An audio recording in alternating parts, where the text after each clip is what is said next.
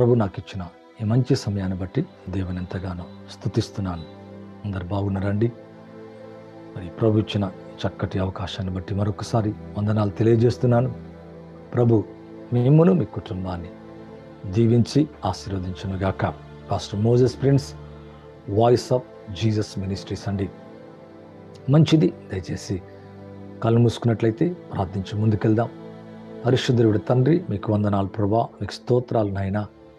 ఎవరైతే తండ్రి లైవ్ని వీక్షిస్తున్నారో ప్రభా, వారందరి కొరకు ప్రార్థిస్తున్నా. మీ నామలు తండ్రి వారి వారి సమస్యలు, వారి కష్టము, వారి బాధ, వారి ఇబ్బందిని మీరు తొలగించమని వేడుకుంటున్నా. మీ శాంతి సమాధానం కలగచేయండి. ప్రతి చీకటి, ప్రతి వ్యతిరేకత, ప్రతి ఆటంకం వారి జీవితాల్లోంచి క్రీస్తు యేసు నామములో తొలగిపోనుగాక. ఆర్థికమైన సమస్యలు, కుటుంబ సమస్యలు, కలత, కల్వరం, దేని గురించి అయితే నాయన బిడలు చింతిస్తున్నారు, దేనికరికే దుఃఖపడుతున్నారు ప్రభా, వారి జీవితంలో ఉన్న ప్రతి దుఃఖము, నిరాశ, ప్రతి నిస్పృహ తొలగి సంతోషాన్ని, ఆనందాన్ని కలగచేయండి. లైవ్ ద్వారా తండ్రి నాతో, మాతో, అందరితో మాట్లాడుతున్నందుకు స్తోత్రాలు. ఈ ప్రవచన స్వస్థత, విడుదల, ఈ కార్యములు ప్రభా, మీరు అద్భుత కార్యములు వారి జీవితములు జరిగించమని ప్రత్యేకంగా నాయన లైవ్ చూస్తుండగా, వీక్షిస్తుండగా, నాయన వింటుండగానే లైవ్లో ఈ స్వరము బయలు వెళుతుండగా మీ స్పష్టమైన స్పర్శత్యత తాకబడి మీ శాంతి పొందినట్లుగా సాయించండి. ప్రతి చీకటి పారదోలండి, ప్రతి వ్యాధిని స్వస్థపరచండి. ఇక మరణ పడక మీద ఉన్న వారిని, వ్యాధిగ్రస్తులను ప్రభా, కుటుంబ సమస్యలు తండ్రి, ఆయా ఉద్యోగముల ప్రభా, అలాగే శరీరములో ఏ వ్యాధితో బాధపడుతున్నారో, ఏ శ్రమ, ఏ కష్టాన్ని కలిగి ఉన్నారో నాయన, వారి వారి కష్టములు నజరేయుడగు యేసు క్రీస్తు నామములో తొలగిపోమని ఆజ్ఞాపిస్తున్నాం. జాబ్ కొరకు సెర్చ్ చేస్తున్న వారు నాయన, వాళ్ళ కొరకు ఎదురు చూస్తున్న వారు ప్రభా, గర్భఫలము లేదని చింతిస్తున్న వారి కొరకు నాయన, కుటుంబములో శాంతి లేదని శాంతి సమాధానం కొరకు వెతుకుతున్న వారు ప్రభా, అలాగే నైనా స్పిరిచువల్ లైఫ్లో తను తరచుగా బలహీనమైపోయి నైనా పడిపోతున్న ప్రతి వ్యక్తిని వ్యక్తిగతంగా తాకండి. పరిశుద్ధ జీవితాన్ని దయచేయండి నాయన. మీ కొరకు బ్రతికే కృప దయచేయండి. ఈ చివరి దినాల్లో ప్రభా, మరొకసారి నన్ను, నా కుటుంబాన్ని, మమ్మను, మా కుటుంబాన్ని ప్రభా, మా జీవితాన్ని తండ్రి ఎంతగానో కాపాడి తండ్రి అనేకమైన మీరు మేలు చేస్తున్నందుకు వందనాలు. ఈ యొక్క జనవరి అంతా కూడా అలా జరుగుతుండగా ప్రభా, ఎవ్రీ మంత్ న్యూ బ్లెస్సింగ్ చూచటకు సాయం చేయండి. ఇదిగో నేను ఒక నూతన క్రియ చేయించున్నానని వాగ్దానం చేసావయ్యా. మీ నామములో తండ్రి నూతన క్రియ వారి జీవితంలో ఆరంభించబడుగాక. నూతన కార్యములు యేసు నామములో వారి జీవితాలు జరిగించండి నాయన. ఏదైతే కలవరము కలతుందో, ఏదైతే చింతుందో, ఏదైతే వారి జీవితాన్ని వేధిస్తూ బాధిస్తుందో, యేసు నామములో దూరమైపోనుగాక. యేసు నామములో leave in the name of Jesus. ఫైనాన్షియల్గా బ్లెస్ అవునుగాక. ప్రతిదీ చేయనది సఫలము చేయని ప్రభా, 100% సఫలమవునుగాక. మీ దృష్టి, మీ కను దృష్టినైనా బిడల మీద అయ్యా ఉంచమని వేడుకుంటున్నా. ప్రతి వారి కన్నీరు తోడండి ప్రభా, బలమైన కార్యములు ఇచ్చండి. ఎవరైతే తన ప్రియులను కోల్పోయి బాధపడుతున్నారో, ఎవరైతే చింతలో ఉన్నారో ప్రభా, నిరాశలో ఉన్నారో, నిస్పృహలో ఉన్నారో ప్రభా, అయ్యా దుఃఖముతో తండ్రి వేదనతో ఉన్నారు, అప్పు సమస్యలతో ఎవరైతే బాధపడుతున్నారో, ఆర్థిక సమస్యల కొరకు ఎవరైతే ప్రార్థిస్తున్నారో ప్రభా, వారి జీవితంలో ఆర్థిక సమస్యలన్నీ తొలగిపోనుగాక. ఈ సంవత్సరం మీరు వాగ్దానం చేసినట్లుగా మంచిలోకి ప్రవేశపెట్టండి, మంచి దాన్ని అనుగ్రహించండి ప్రభా. భూమి మీద ఉన్న ప్రతి మంచిది యేసు నామములో వారి జీవితంలో అనుభవపూర్వకంగా ఎరుగునట్లుగా సాయం చేయండి. క్రీస్తునందు ప్రతి వాగ్దానం అవును ఆమెన్ అంటుంది ప్రభా. నీ నామములో తండ్రి ప్రతి వాగ్దానం వారి జీవితంలో ప్రతి వాగ్దానం యేసు క్రీస్తు నామములో నెరవేర్చబడునుగాక.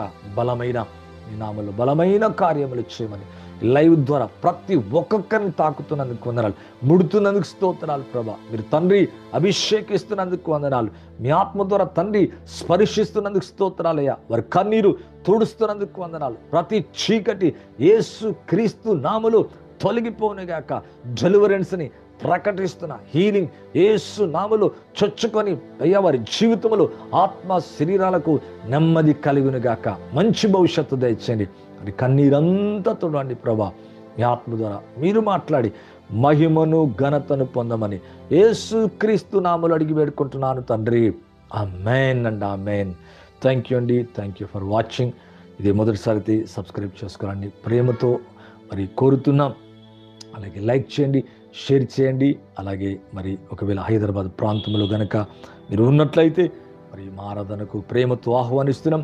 బెత్లహేమ్ స్కూల్లో 9 o'clock to 11 o'clock వరకు జరిగే ప్రతి ఆదివారం ఉదయకాలం జరిగే ఆరాధనకు మిమ్మల్ని ప్రేమతో ఆహ్వానిస్తున్నాం. ప్రభు మీ జీవితాన్ని దీవించి ఆశీర్వదించునుగాక. మరి మీ కుటుంబాలు బలమైన కార్యాలు దేవుడు జరిగించునుగాక. అలాగే మీరు ఏదైతే కోరుకుంటున్నారో బైబిల్ అంటుంది నీ ఆశ భంగము కానేరదు. నిజమే, నీ ఆశ భంగము కాకుండా ఈ సంవత్సరం నిశ్చయముగా దేవుడు మిమ్మల్ని దీవించునుగాక. మీ కుటుంబాన్ని ఆశీర్వదించునుగాక. మీ చేతి పనులలో దేవుని బలమైన కార్యాలు జరిగించునుగాక. ఏదైతే మీరు కోరుకొని ఎక్స్పెక్ట్ చేస్తుండో ఆ కార్యం మీ జీవితంలో జరిగించి దేవుడు మంచి కార్యములు మీ జీవితంలో పొందుదురుగాక. మంచిదండి. మరి కొన్ని దినాల నుంచి ఇయర్ కొరకు కొన్ని విషయాలు మాట్లాడుతున్నాను. ఈ యొక్క 26 కొరకు మరి దేవుడు చాలా తెలియజేసిన చక్కటి మాటలని మీకు తరచుగా మాట్లాడుతున్నాను. ఈ సంవత్సరం మంచిలోకి ప్రవేశపెడతానని దేవుడు వాగ్దానం చేశాడు. మంచిని కనపరుస్తానని దేవుడు ప్రామిస్ చేశాడు. మంచిలోకి ప్రవేశపెడతానని, అలాగే నా జీవితంలో మీ జీవితంలో మనమందరం కూడా ఈ 12 months, ఈ 12 నెలలు కూడా దేవుని యొక్క మంచితనమంతా కూడా మీ జీవితంలో నా జీవితంలో రుచించుదుముగాక. అలాగే ఆ వాగ్దానం మీ జీవితంలో మరి నెరవేరి మీరు సంతోషించి ఆనందించదురుగాక. అలాగే మీ పిల్లల స్టడీస్ కొరకు ప్రార్థిస్తున్నాం.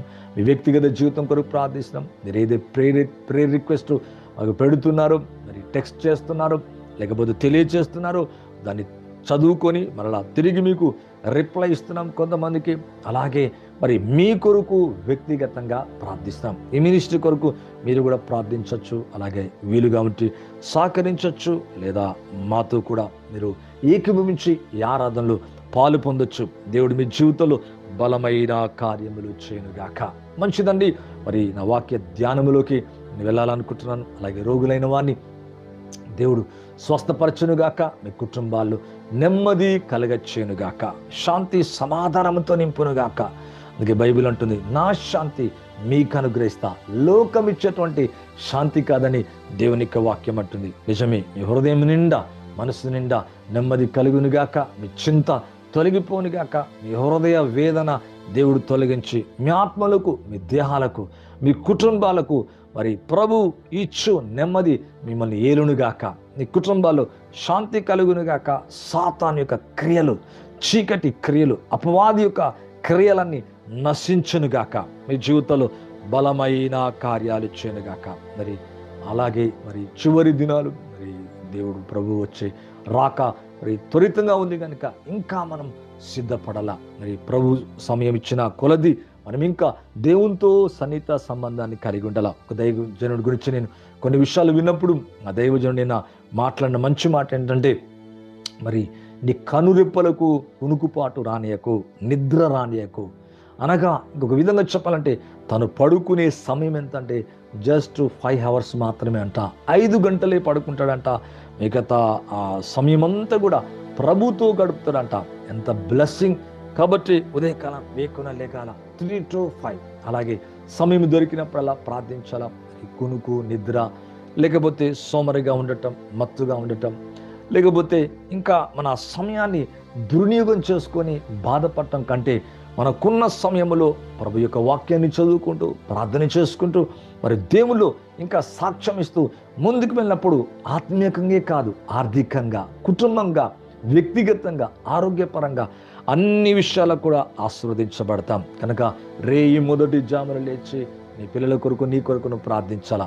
దుష్టుని కార్యాలన్నీ తద్వారా లయమైపోతాయి. అలాగే ప్రభు సన్నిధిని ఎప్పుడు సమయం దొరికినప్పుడల్లా వెదకాల. పరిశుద్ధాత్మ చేత నింపబడాల. ఆత్మలో నిత్యం మనం ప్రార్థిస్తూ ఉండాలా. వాక్యాన్ని చదువుతూ ఉండాలా, ధ్యానిస్తూ ఉండాలా.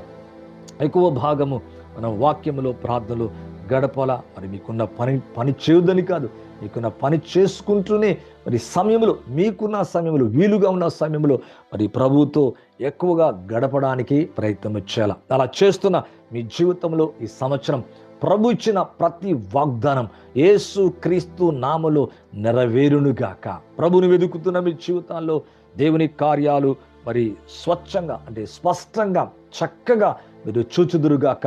దేవుని బలమైన కార్యాలు మీ జీవితంలో, నా జీవితంలో జరుగునుగాక. మరి నా వాక్య సందేశంలోకి నేను వెళ్తున్నానండి. గొర్రెలకు మంచి కాపరి.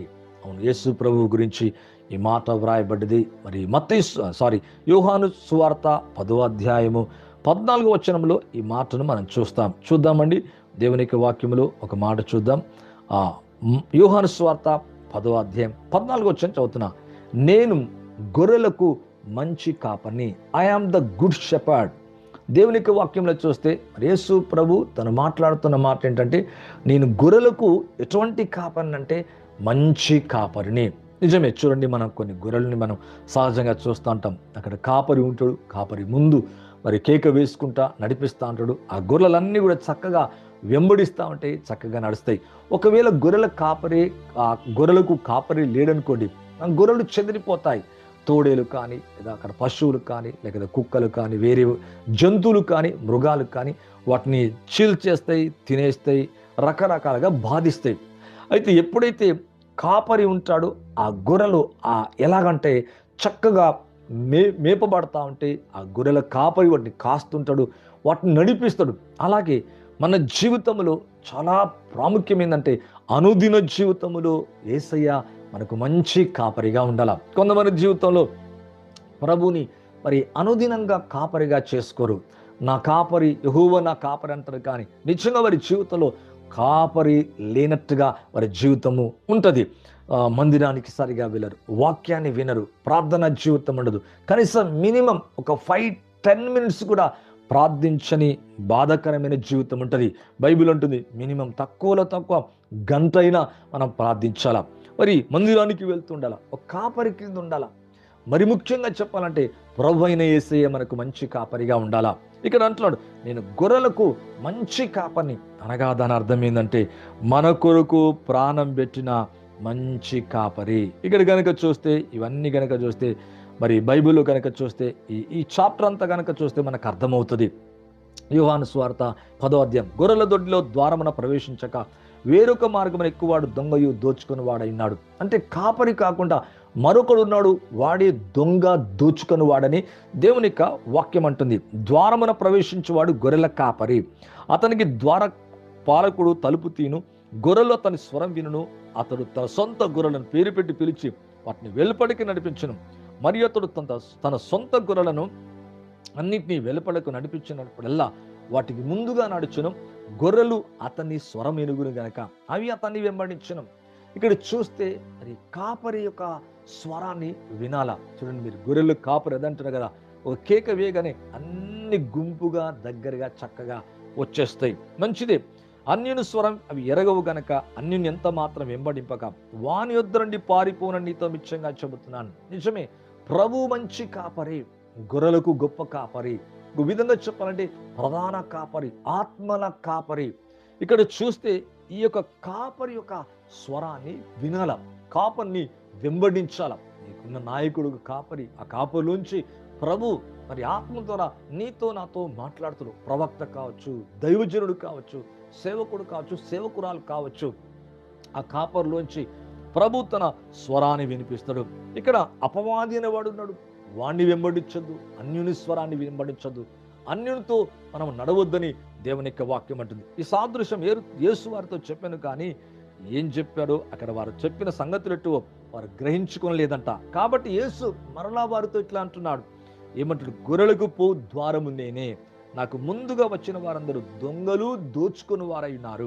గొర్రెలు వారి స్వరం వినలేదు.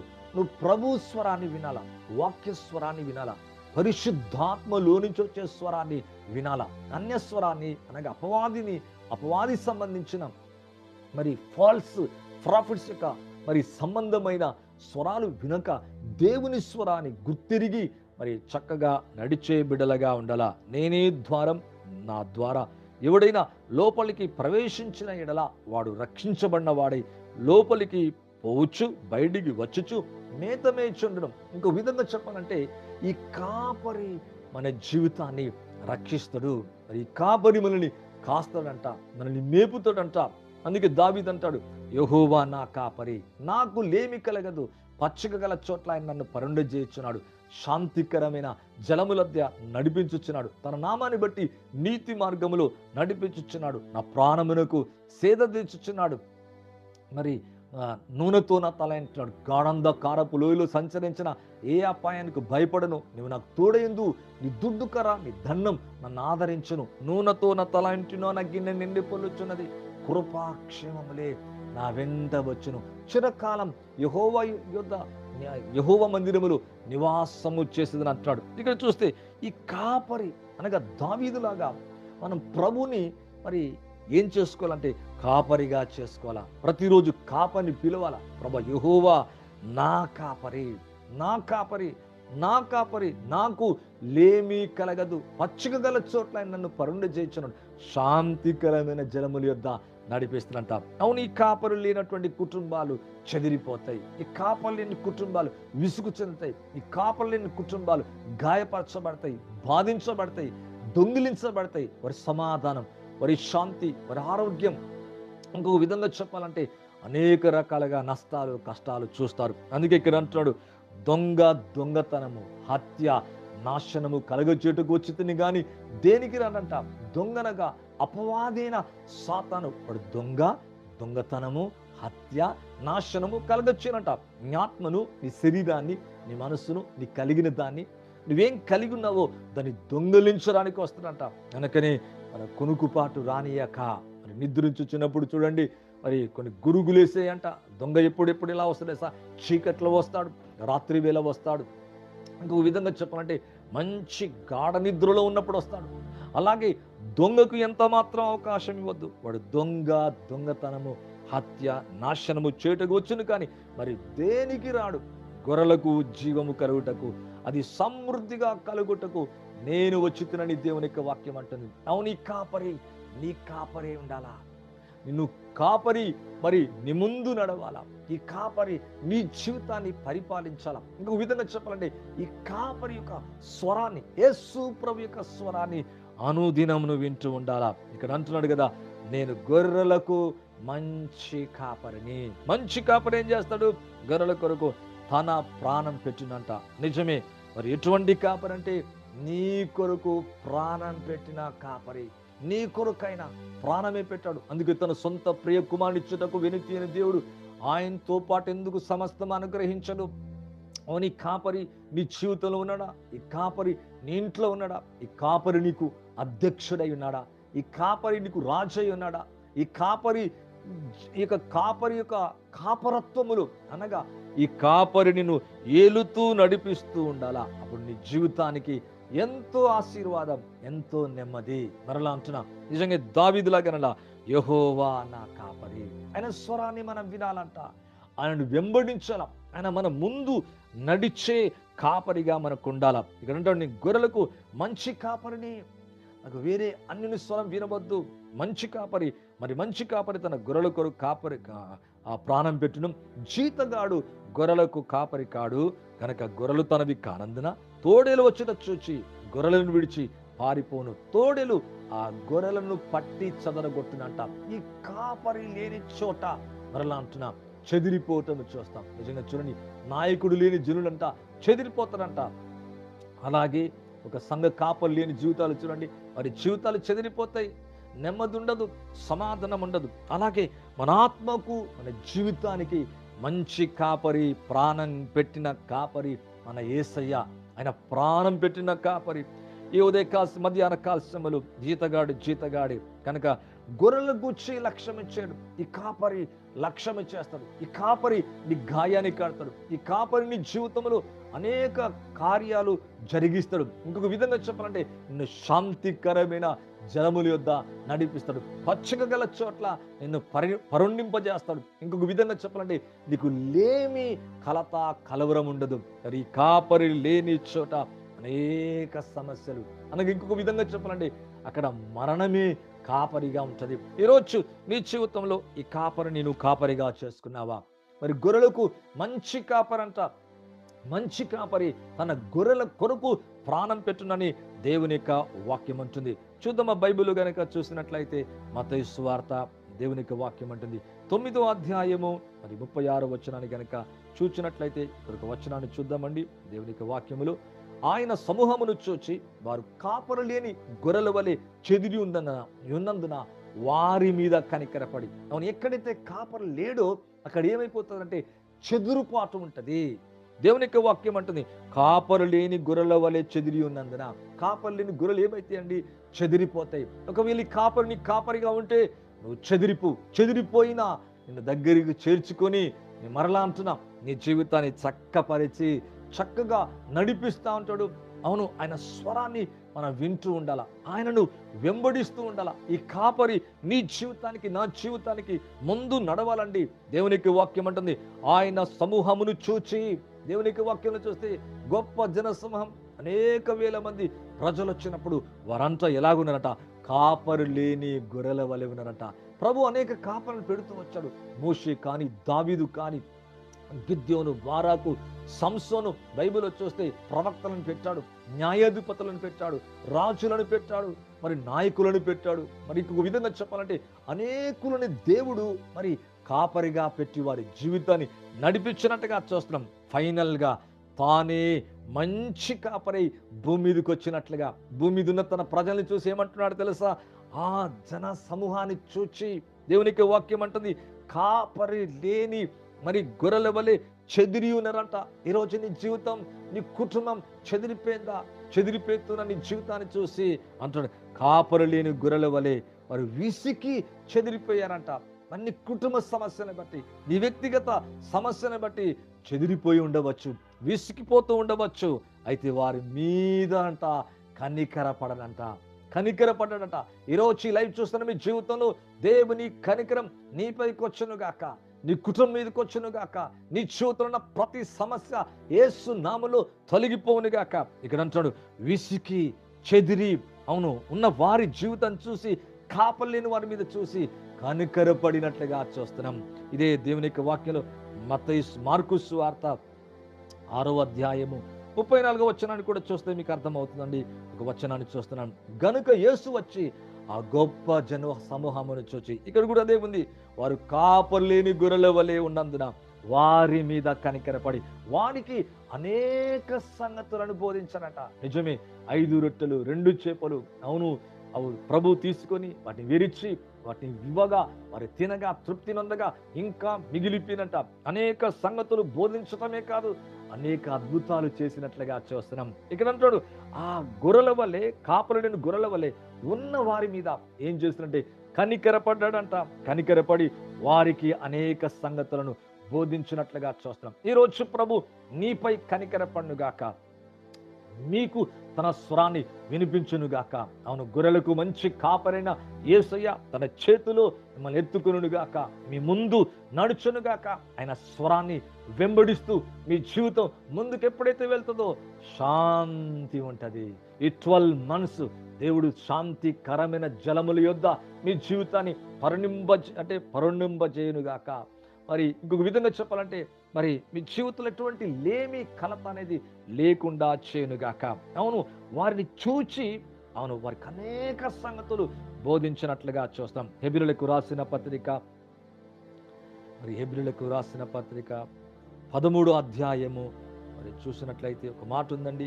20వ వచనాన్ని చదువుతుందండి. 20వ వచనాన్ని చూస్తే గొర్రెల గొప్ప కాపరి అయిన యేసు అను మన ప్రభువును నిత్య నిబంధన సంబంధమగు రక్తమును బట్టి మృతుల్లో నుండి లేపిన సమాధానకర్తయగు దేవుడు యేసు క్రీస్తు ద్వారా తన దృష్టికి అనుకూలమైన దాన్ని మనలో జరిగించను. అవును, ప్రభు తన దృష్టికి, మన దృష్టికి ఇష్టమైనది జీవించటం కాదు, లేదా మన దృష్టికి జరగాలన్న ఇక్కడ యేసు క్రీస్తు ద్వారా తన దృష్టికి అనుకూలమైనది మనలో జరిగించుచు ప్రతి మంచి విషయంలో తన చిత్త ప్రకారము చేయుటకు మిమ్మల్ని సిద్ధపరచునుగాక. అవును, మరి దేవుని యొక్క చిత్త ప్రకారము చేయుటకు మనల్ని సిద్ధపరచునుగాక. అవును, యేసు క్రీస్తు ద్వారా యుగ యుగములు మహిమ కలుగునుగాక. ఇక్కడ చూసినట్లయితే గొర్రెలకు గొప్ప కాపరి అంట. ప్రధాన కాపరి అంట, ఆత్మల కాపరి అంట.